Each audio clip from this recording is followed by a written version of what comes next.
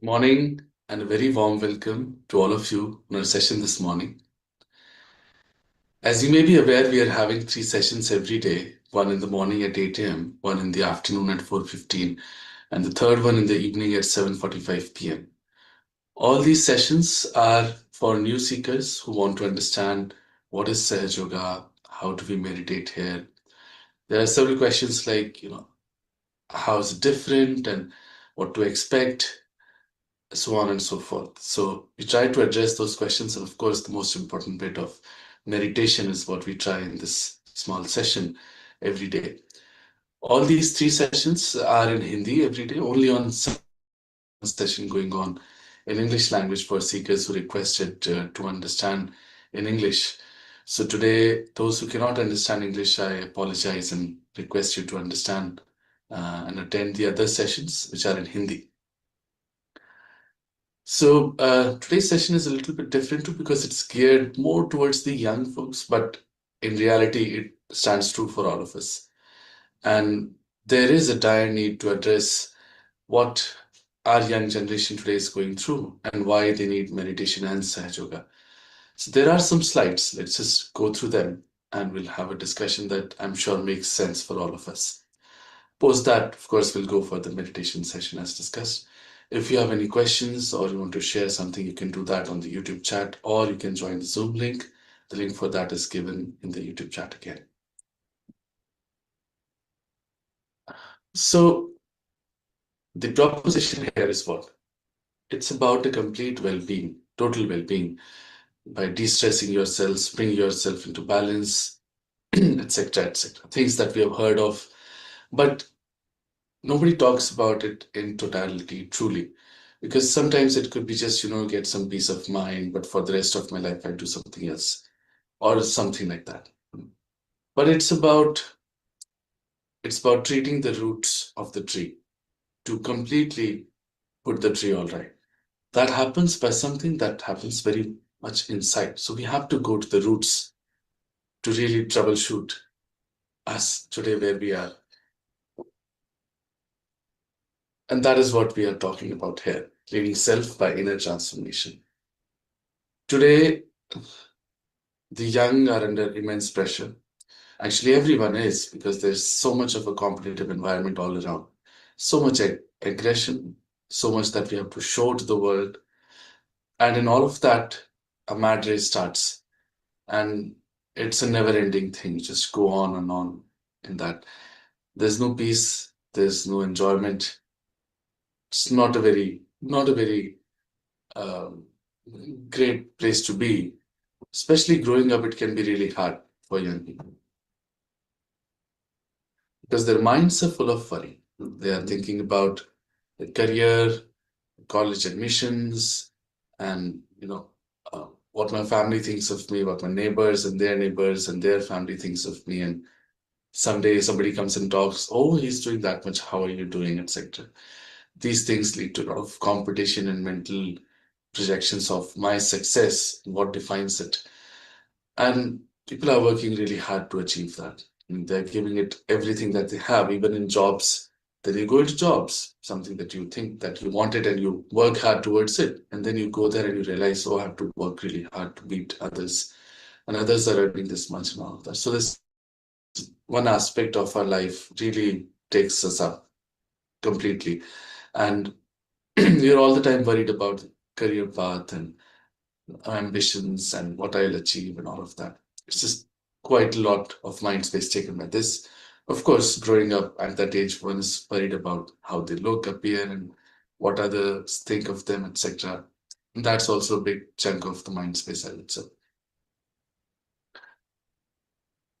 So all of this constant thinking and worrying leads to them being less attentive. Because if you're thinking all the time, you're not there, not in the present.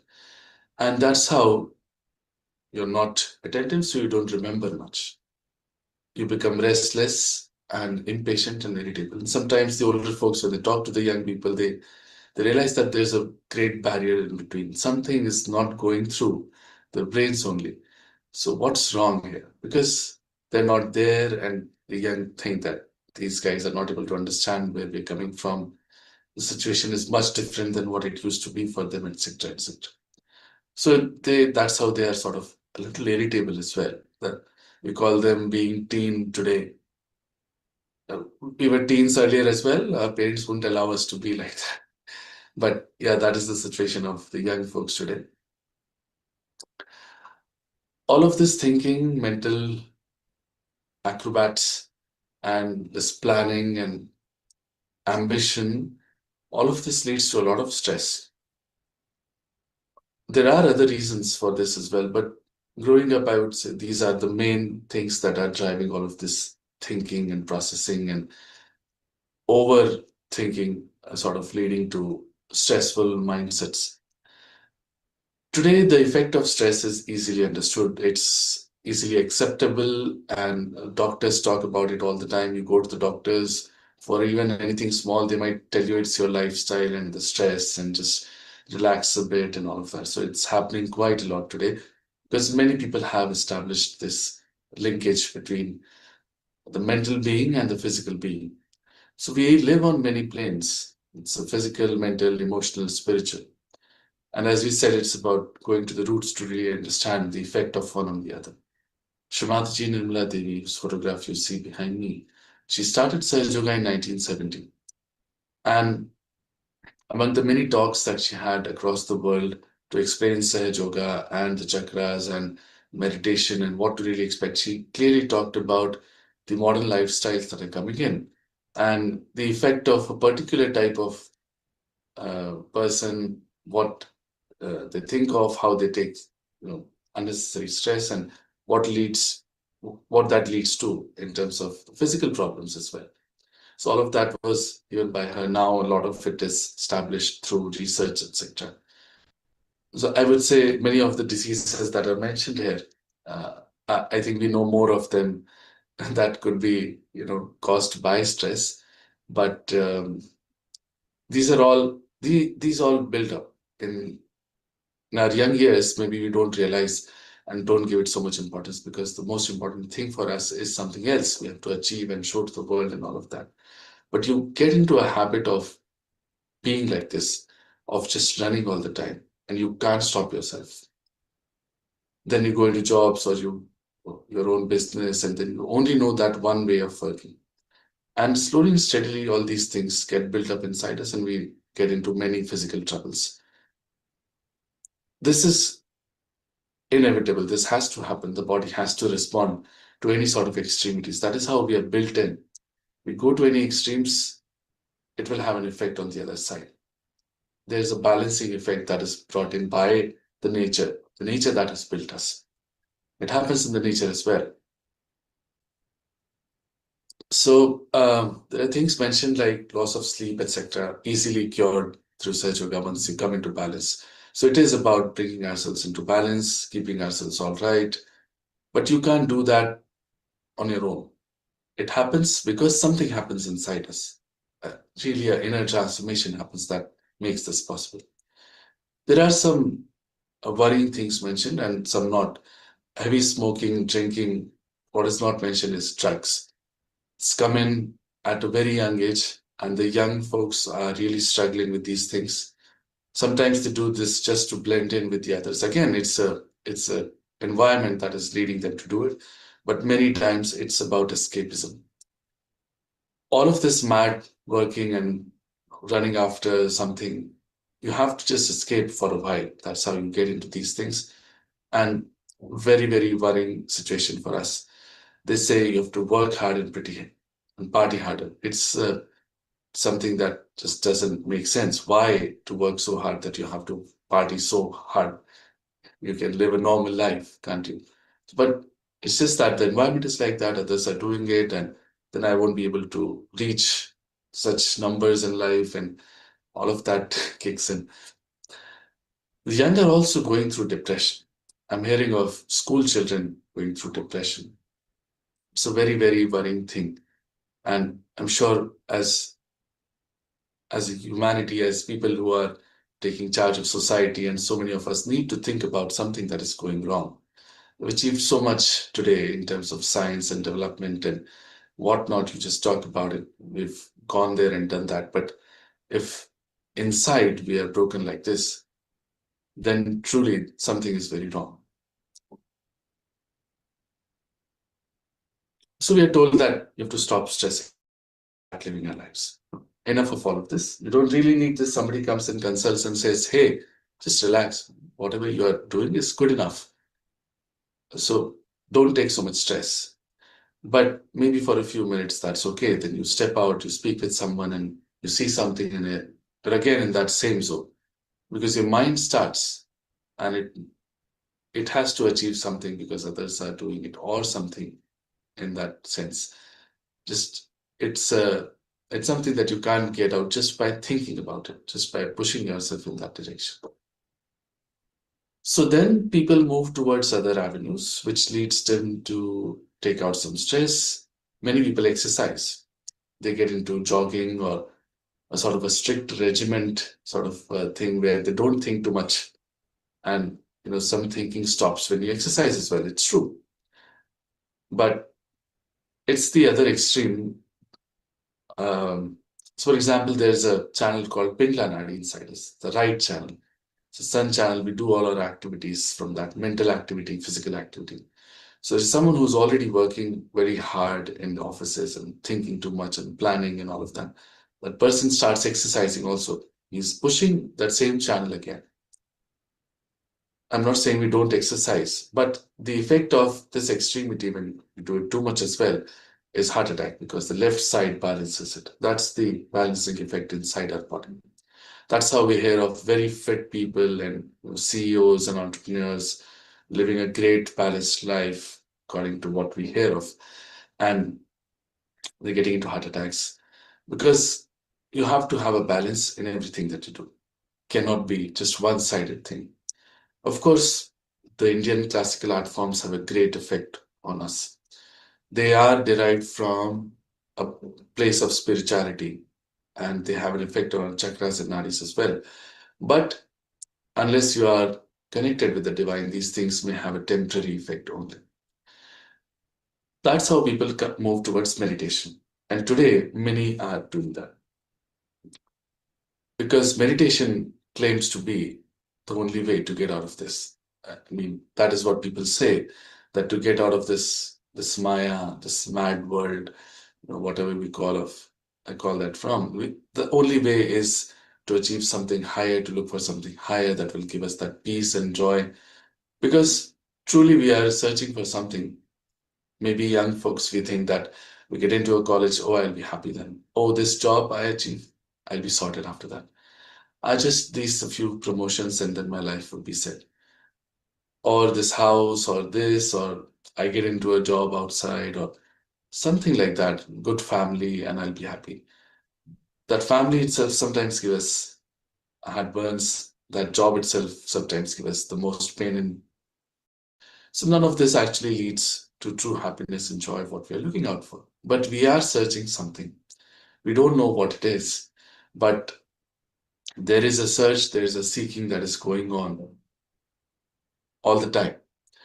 And sometimes we realize that we have not achieved what we're looking for just by achieving something and then going next, next, next. And we finally come to a conclusion that none of this is going to give me the happiness that I was looking for. But by the time it's probably we are very old as well. It's best to come to that conclusion much earlier in our life by looking at others who have achieved quite a lot, and truly gauging them if they are actually happy. It's something that can short circuit the whole thing, and we don't have to go to the long route of. So today we see so many foreigners coming to India in search of something spiritual, something higher.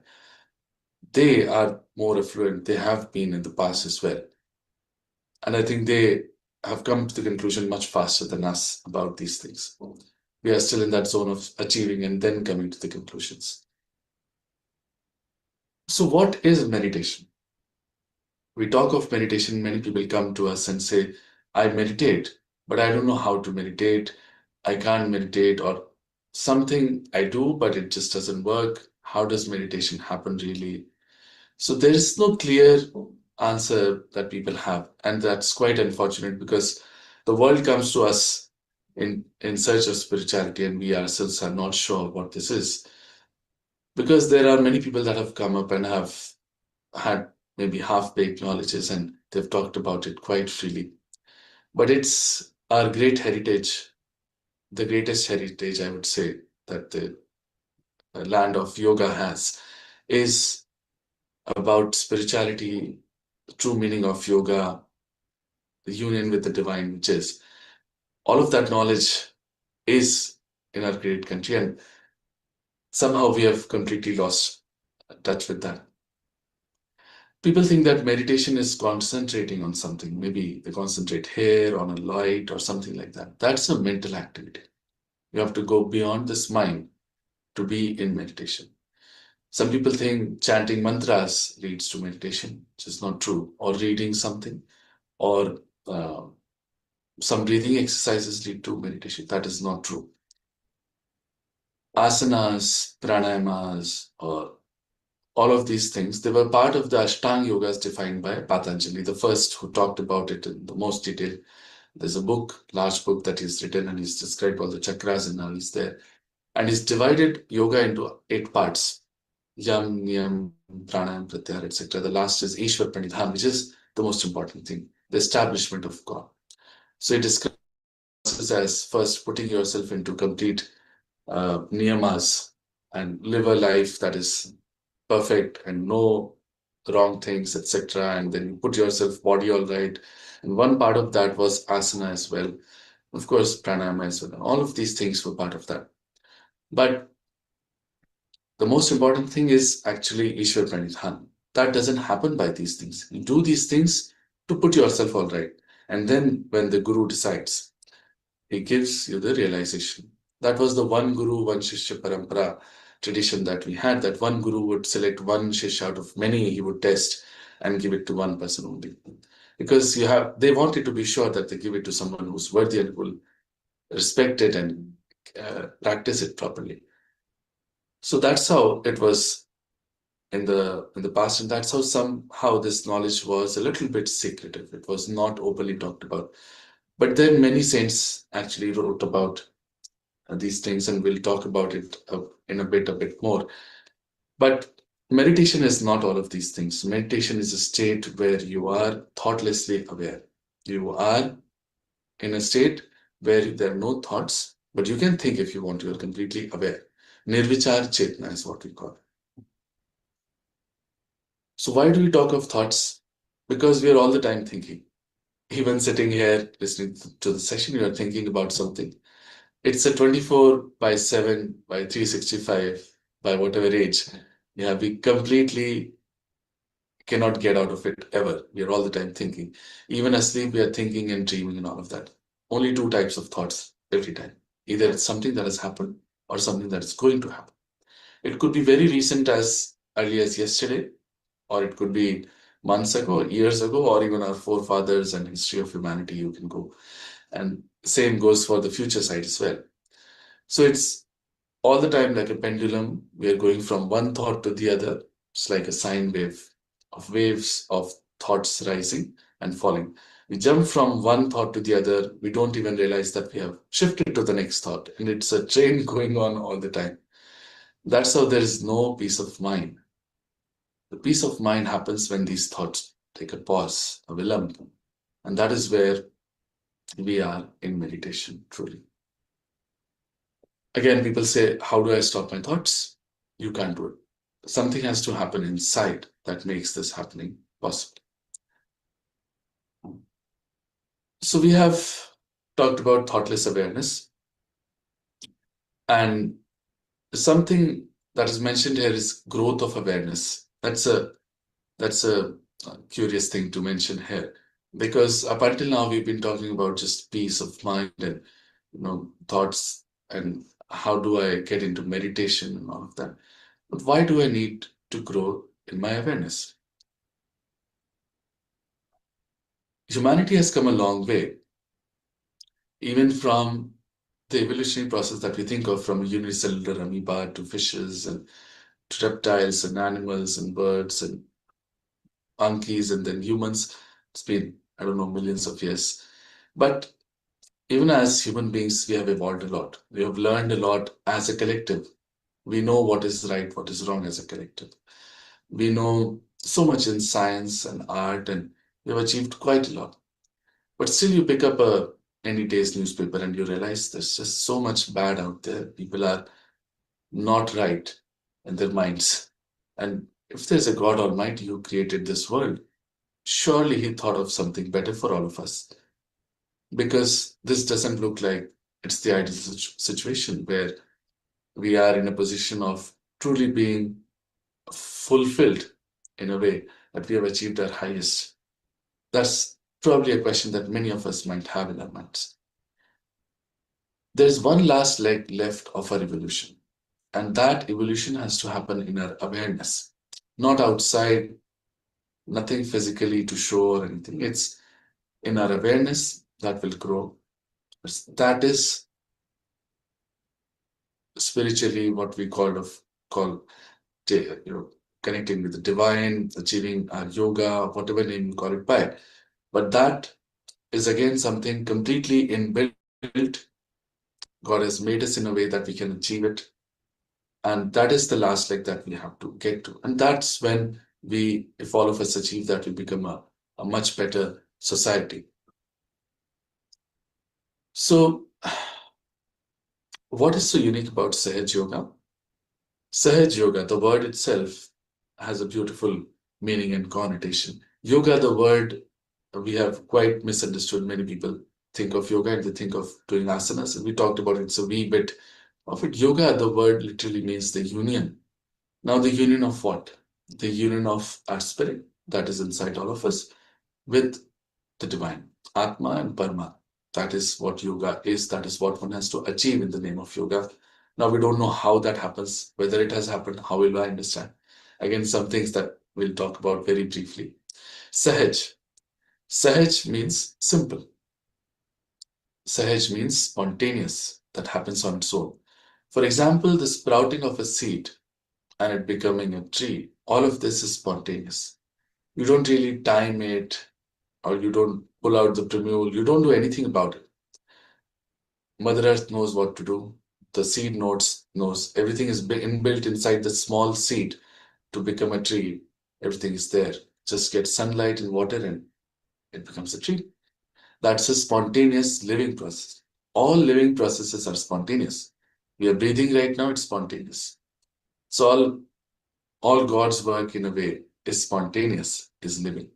Only what we do is not spontaneous because it's not living. So Sahaj is something that is spontaneous yoga, union with the divine. It happens on its own. We don't do any activities in a way to achieve this. So then again, a question of how do I achieve this? So now there are many things to talk about, but let's just move on for a few minutes to our internal subtle system, and then we'll go for the meditation session. When we were in our mother's womb, 2.5 months or so, the divine energy that created us, you can call it by whatever name you like. There's a power of God, whatever name you call that God by, that entered through the top of our brain hair. There's a soft bone in early uh, early borns, newborn babies, if you have seen. It's a very soft bone. Sometimes it even pulsates. No other part of the body does that. Because this is the place from where this energy entered inside. When it entered, the brain that we have is sort of a prism-shaped entity, and this energy refracts into three parts. The one coming from the right goes to the left, which is shown in the blue color. It is called as the Ida Nadi. It is also called as the moon channel, the channel of our desires. All desires emanate from this channel. The channel of our emotions. All our emotions are here. Also, the channel of our past. All our past thoughts and everything that has happened is stored on this channel.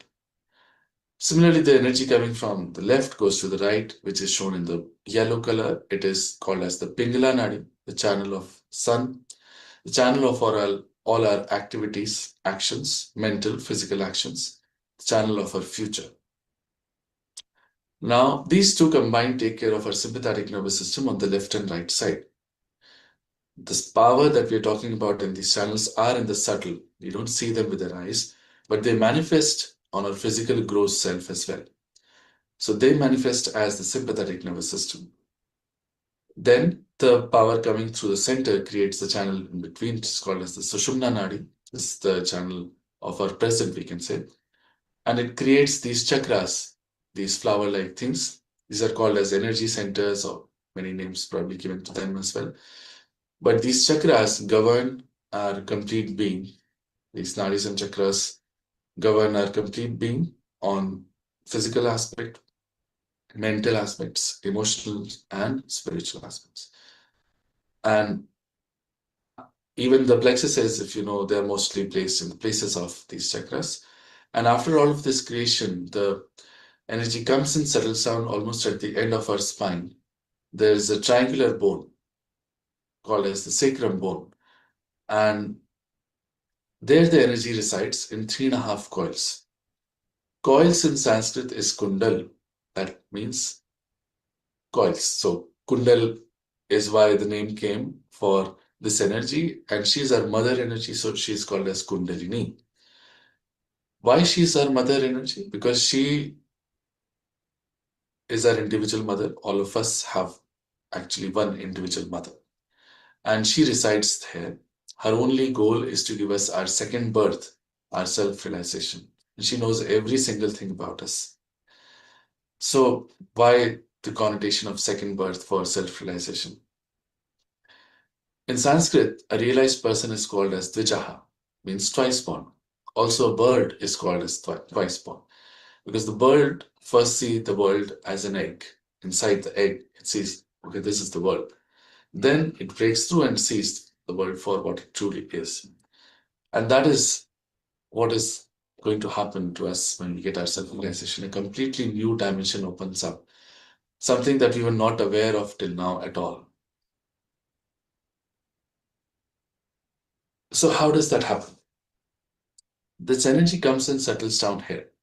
Awakening of this energy and piercing through the fontanelle bone area here again leads to our union, the yoga that we talked about, because this energy of God that we know is everywhere, uh, all-pervading power of God. It's called, as we say in Hindu religion, we've been taught Kan Kan mein Bhagwan. That means every molecule atom you have God residing, but you've never truly felt Him. So how does that happen? When this piercing happens, this energy starts flowing through us, and we feel it for the first time. We feel the all-pervading power on our hands. Now it's a cool vibrations coming on our hands that we feel. It's a cool breeze sort of flowing that we feel. Why the cool breeze? It's a big question that comes to our mind. It's described by many actually. Adi Shankaracharya, the first Shankaracharya that happened to establish the four dhams and all of that, he wrote a book called Saundarya Lahari, means beautiful vibrations. Chaitanya Lahari is something that has been talked about in the past in our great country, of course. He says that when Mother's grace dawns upon us, we feel Salilam, Salilam Chaitanya. That means cool, cool vibrations. In Bible, it is called as the cool breeze of the Holy Ghost. In Quran, it is said that when Qiyamah's time will come, resurrection time, where hands will speak and will give witness against you. Of course, there are many other people alluding to vibrations, but something quite curious to say, the hands can speak. So what happens is that when this power starts flowing through us and Kundalini is awakened, she works on these chakras and puts us all right. When she does that, whichever chakra is not all right, she's working on, we feel a little bit itching or heat coming out or a burning sensation sort of thing on those fingers. Because these fingers, these 5, 6, and 7, these are the spots of these chakras as are shown here. So we feel our chakras on our hands and we feel the vibrations coming out of the center of our palms. For the first time, we truly know who we are. So if we are somebody very much in the past, all the time thinking of the past too much, so we'll get a certain kind of vibrations in our hands. All that decoding is available in Sahaja Yoga. So we balance ourselves. We know how to cure ourselves. It'll help us a little bit. In Sahaja Yoga, all of that knowledge is freely available. By the way, Sahaja Yoga doesn't charge for anything ever. So This knowledge comes to us for the first time. We know what chakras are not all right. For example, there is a very egoistical person. It's just bombasting everyone all the time, very angry, and you can't tell that person that, man, you are very egoistic. Please calm down a little because he'll hit you again. But once he gets this awakening, and everybody can get it, he would feel a strong burning sensation here on this finger and would ask, what is this for? Say, this is Agya Chakra. It is caught when people are very angry and egoistic and all of that. So that may calm down the person a bit, but he cannot correct himself truly. It happens by this power that starts flowing through us. There are ways and methods we learn in Sahaja Yoga to put our chakras, etc. All right.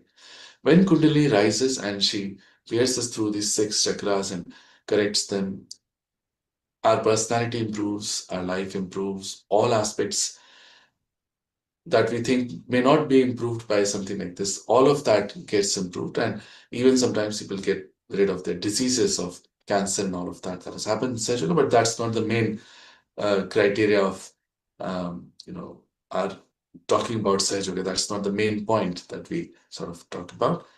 But as a byproduct, many things happens to us. Um, so one might question that how can this awakening happen so easily for all of us? We talked about the old method of one guru giving it to one disciple, and such a difficult, they had a mechanism to first test and all of that. And so one can ask this question: how is it possible that we can get it? People living in their households. Shri says that of life there are one or two flowers. Today, blossom time has come, and all of those flowers have to become fruits. The time has come that this can happen very easily now for the masses. And we can understand, we talked about grave times, Ghor Kali Yuga, such bad things happening. If this doesn't happen to all of us, one doesn't know what's the way for us to become all right and really continue living as a society, as human beings. Something definitely needed today. It's again something that is talked about 14,000 years ago. Bhrigu Muni, who's the father of astrology, wrote in his book Bhrigu Samhita. He talked of a time when, and that time translates to 1970 when Shree Mataji started Sahaja Yoga, when people can get their self-realization um, as household people. And he described a very beautiful time after that for them. In a book called Nal Damayanti Akhyan, um, it's a book about King Nal being separated from his wife Damayanti by Kali, whose yuga we live in. The king got hold of Kali and said, "You are so horrible. Let me just destroy you now because your time will come and people will suffer so much." And he said that, "Go ahead, O great king, but first listen to my importance. When my time will come, people who are searching for God in hills and dales today will be born as household folks and they will all get their self-realization." Listening to this, the great king let him be. And that is the true case today. We are living in such times which are considered as Ghor Kali Yuga. We are so confused and so stressed out that we are all searching for something divine, something higher, something that will give us peace and bliss. Shivantaji says, never before in the history, at one point of time, so many people were searching for spirituality. The time has come for all of us to get it and leave aside all our questions and doubts. If it is so truly, then we must snatch onto it with both of our hands and get this great knowledge that is freely available to all of us and completely transform our lives. There are many things to talk about these vibrations when they start flowing through you, what all you can achieve. It's something that you can learn with time. In the next sessions, probably you'll get to know more. But today, let's get into meditation, the most important bit. There are some steps that we'll first see with our eyes open before going into meditation. Later, we'll do these steps with our eyes closed. And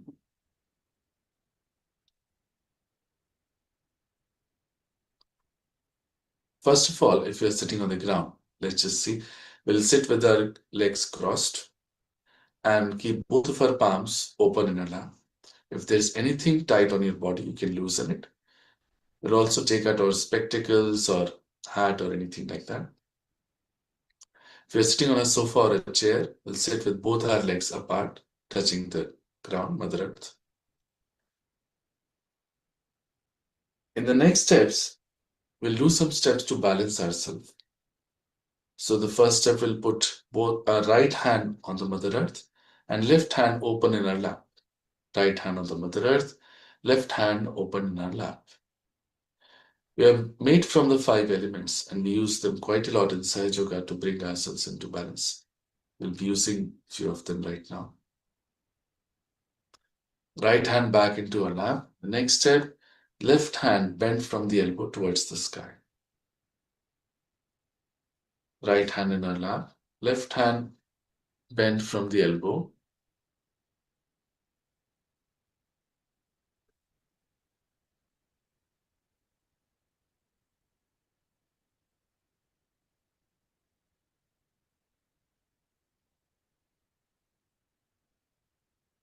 We'll bring the hand back into our lap.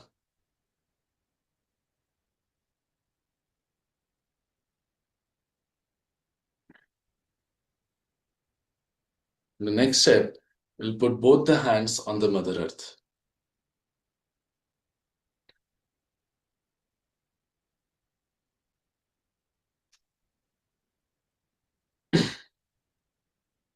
Now, the next steps will all be done with only our right hand.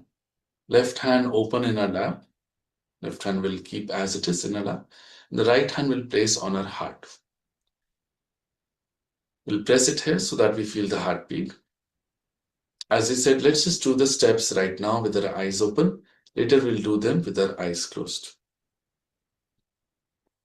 In the next step, we'll place this on our forehead here. We are doing these steps to help our chakras a little bit. Press it from both the sides like you would in a headache and bend our head forward a little.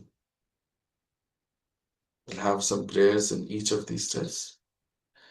In the next step, we'll place the hand like this, fingers completely outstretched, center of the palm placed on the fontanelle bone area, and we'll press it hard. Pressing will move the hand in a clockwise direction so that the scalp moves along. While pressing the palm on the fontanelle bone area, we'll move it in a clockwise direction so that the scalp also moves along with it.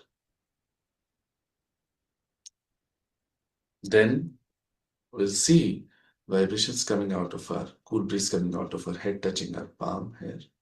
We'll see that with both the hands, one after the other. And then we'll put our hands completely up towards the sky, push back our head. So these are all the steps that we'll do in meditation.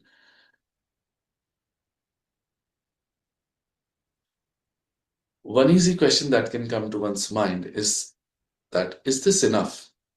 Is this enough for me to get something so great that we're talking about?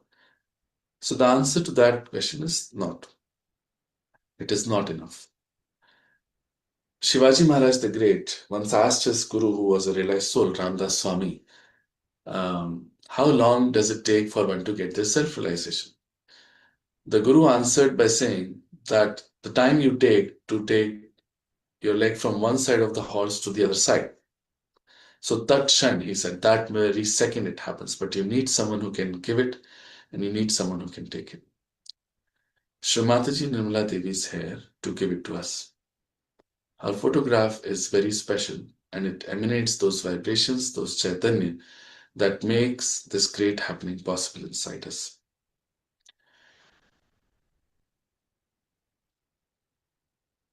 For now, let's leave aside all these questions and doubts that we may have and just focus on achieving this great thing. If this is true, if this is so, if I can truly achieve something this great by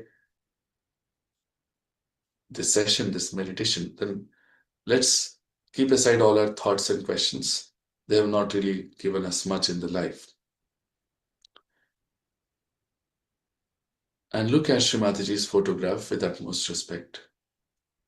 We'll open our palms in our lap. If we are sitting on the ground, we'll sit cross-legged. If on the sofa or chair, we'll put both of our feet apart in the ground and look at Shree Mataji's photograph with utmost respect and humility. Because we are here asking for the highest of the highest. And we only achieve this by being someone who can take it.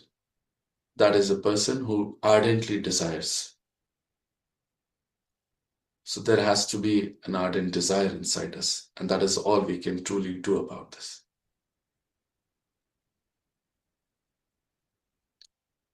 Slowly, we'll close our eyes, bring our attention inside. Again, our hands are to be open in our lap, and our attention inside, eyes closed. Now we'll not open our eyes till we are in meditation.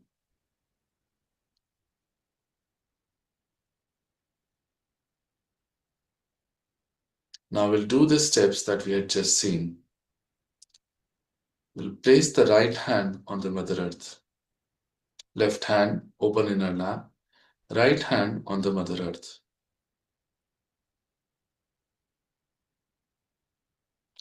Here we have to pray, Mother, please take out all the impurities of my left channel through the Mother Earth.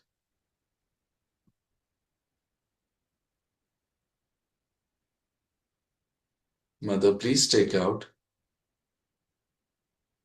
all the impurities and imbalances of my left channel through the Mother Earth. We'll also bring our attention to our palms and just see what is happening there right now.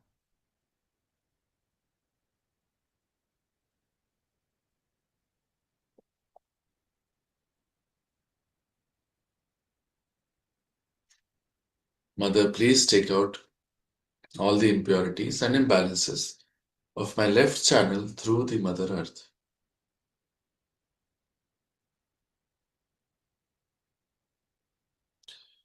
Now I'll bring the right hand back into a lap and place the left hand bent from the elbow towards the sky.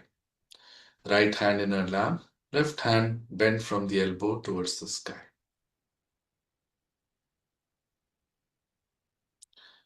Here we have to pray, Mother, please take out all the impurities and imbalances of my right channel through the ether element. Mother, please take out all the impurities and imbalances of my right channel through the ether element.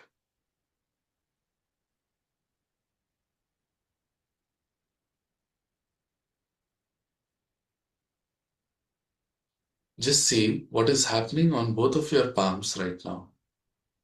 Bring your attention to your palms.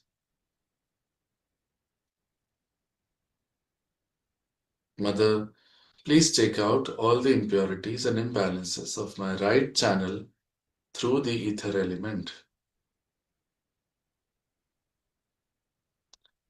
Now we'll place both the hands on the Mother Earth.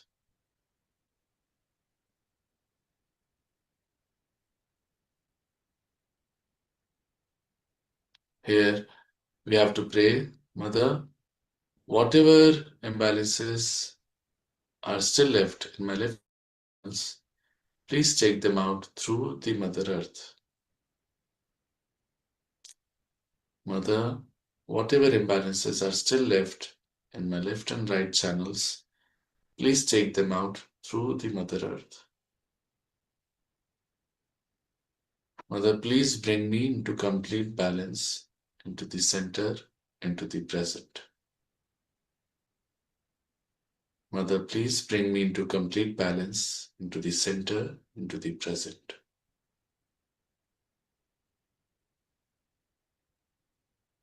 Now I'll bring both the hands back into our lap and keep the left hand open as it is and do the next steps with the right hand. The right hand is to be placed on our heart. Right hand on our heart, left hand open in our lap. Here we have to say a great truth. Mother, I am the pure spirit. I am nothing else but the pure spirit. And this is the fact because this mind, body, thoughts, personality, relations, etc., whatever we identify ourselves by, all these things are temporary, nashwar. The only eternal thing is the spirit inside us. So we say with full confidence that, Mother, I am the pure spirit. Mother, I am nothing else but the pure spirit.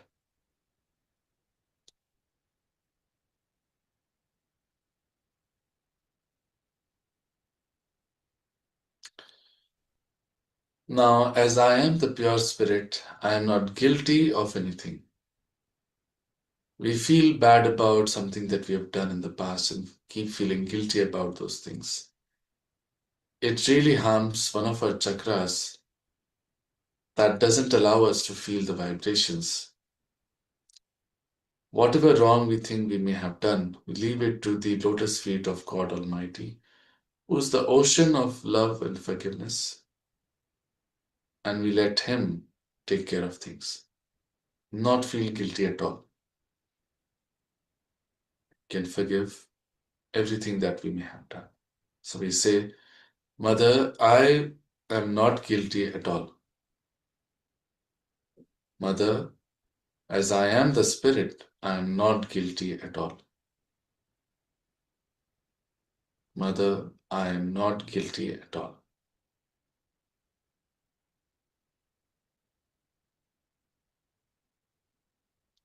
Now we place this hand on our forehead and press it from both the sides across. We placed it. Bend our head forward a little while pressing the forehead. Here we have to forgive everyone. We have to say that, Mother, I forgive everyone. Without remembering anyone, without thinking of anything in particular, just a blanket forgiveness to all, and really forgive. Say that, Mother, I forgive everyone. I forgive myself too. O God Almighty, if knowingly or unknowingly I have made any mistakes against you, please forgive me. O God Almighty, knowingly or unknowingly if I have made any mistakes against you, please forgive me. Now we bring this right hand to the top of our head, the fontanelle bone area, which was a soft bone when we were kids, and push back our fingers, place the center of our palms there, and press it. While pressing the palm, we'll move it in a clockwise direction so that our scalp also moves along with it. While pressing the palm, we'll move it in a clockwise direction so that the scalp also moves along with it. And we'll keep doing this slowly for a while and bend our head forward. While moving the hand, we will have to pray here and really ardently ask for our self-realization. Without that, this great happening cannot happen. So we have to pray and request, Mother, please give me my self-realization. Mother, may I please have my self-realization. Mother, please give me my yoga, my union with the divine. Mother, may I please have my Atma Sakshatkar. Mother, please give me my self-realization. Mother, may I please have my self-realization. Mother, please give me my self-realization. Stop moving the hand and bring it back into your lap. Keep both the hands open in our lap and our attention where our hand was just now. And sit for a few seconds in meditation now.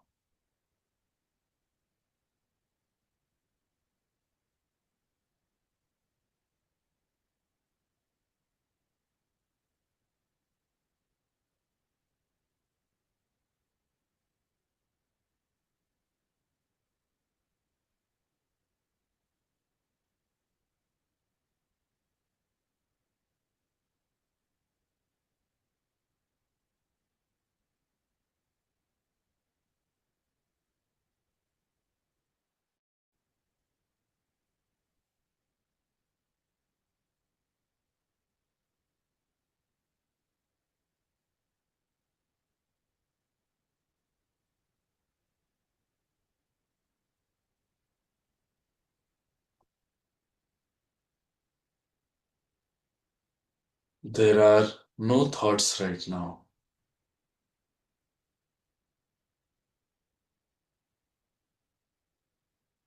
We will raise both of our hands a little up in our, from our laps, bring them up to our heart level, and push back our fingers. Open our palms and push back our fingers. Now pay attention to the center of our palms.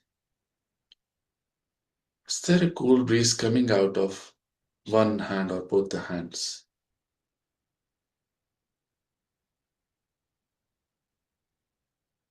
It can also be hot right now. Just watch it.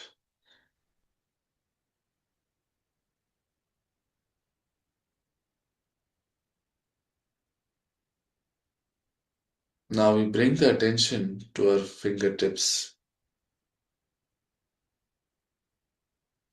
One or the other finger might have sort of an hand crawling, reaching sort of sensation in one hand or both the hands. These are our chakras being worked upon by Kundalini right now.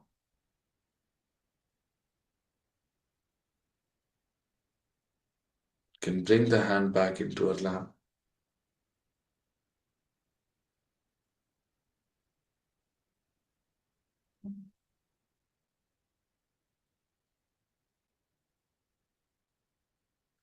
Now we bring the right hand again at the top of our head where we had pressed and moved the scalp and just raise a couple of inches above our fontanelle bone area and see if there's a cool breeze coming out and touching our palm.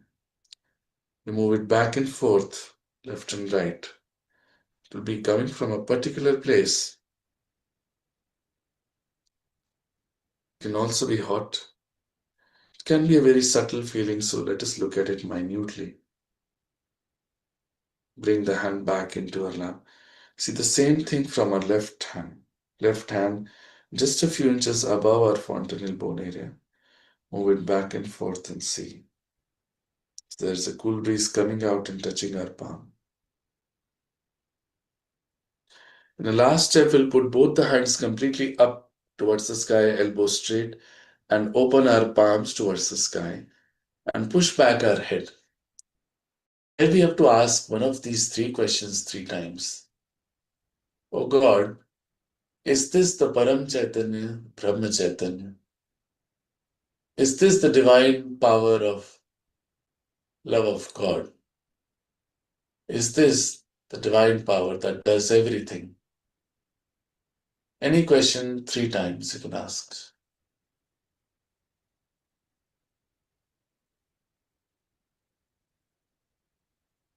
Slowly bring our hands back into our lap and open them.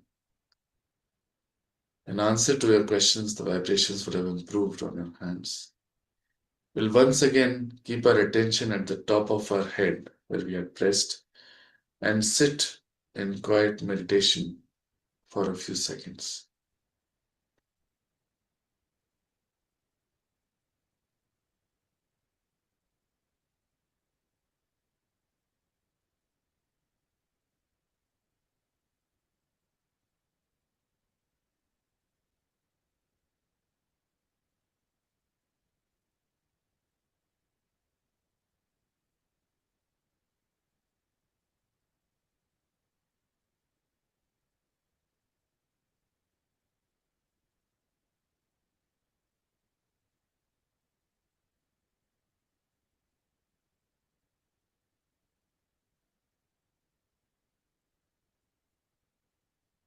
We will slowly open our eyes now and look at Shree Mataji's photograph. Raise our hands up to our heart level and see the vibrations there. This is the thoughtless awareness state that we talked about, that we have achieved now. We'll bring both of our hands together in a namaskar and thank Shree Mataji and our Kundalini Mother inside for this blissful experience. Those of us who have recently joined, I would request you to continue attending the sessions for a while, as It sometimes takes a while to really establish and understand the experience, understand some of the steps, etc. Even though that is not so important, the establishment of the vibrations is truly important.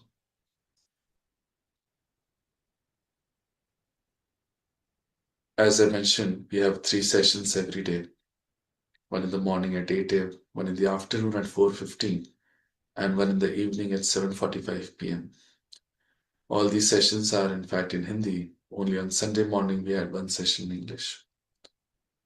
You can attend any of these sessions to continue this meditation experience. Also, there are ways and methods to learn about how to meditate at home. Now that we have got these vibrations today, it's important that we keep them established by practicing meditation at home, 5 to 10 minutes in the morning, 5 to 10 minutes in the evening, and once a week in a collective sessions at a nearby center. How to meditate at home is something that you can learn by short videos given in the same YouTube channel or by joining the WhatsApp group that we have, wherein we regularly have some videos posted around that. The link to join the WhatsApp group is given in the YouTube chat, and the link for the YouTube channel is also given there. Collective meditation sessions are extremely important for us to grow and understand more. There are centers all across the world now. In almost all the cities of the country, we have a center. Please click on the link given in the YouTube chat to find out the nearest center and do go there. There are again no charges there. You don't have to pay anything to go there. This is for your own benefit. So would request you to attend these centers. Also, there is a YouTube channel for Shree Mataji's lectures where you can learn more and more about Sahaja. Shree Mataji has given thousands in Hindi, English, and Marathi.